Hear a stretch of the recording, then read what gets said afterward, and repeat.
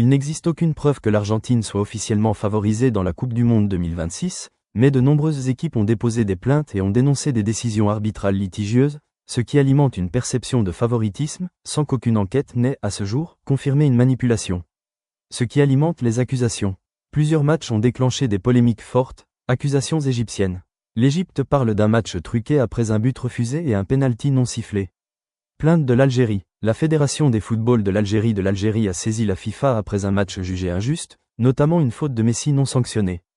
Colère de la Suisse. L'expulsion d'Embolo après intervention VAR a été qualifiée de « catastrophique ». Cap-Vert. Une décision arbitrale sur le retour de Tagliafico a été jugée contraire au règlement. Ces épisodes créent un climat de suspicion, surtout parce qu'ils se répètent. Ce que disent les instances officielles. La FIFA nie toute influence et défend l'intégrité de ses arbitres. Pierluigi Collina a expliqué point par point les décisions controversées du match contre l'Égypte.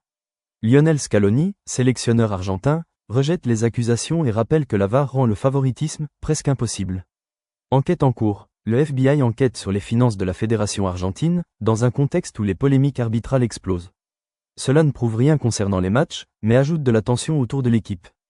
Conclusion claire. Il existe des accusations, des plaintes officielles et des polémiques récurrentes. Il n'existe aucune preuve confirmée que la FIFA favorise l'Argentine. Les décisions litigieuses nourrissent une perception de favoritisme, mais ce sont des interprétations, pas des faits établis.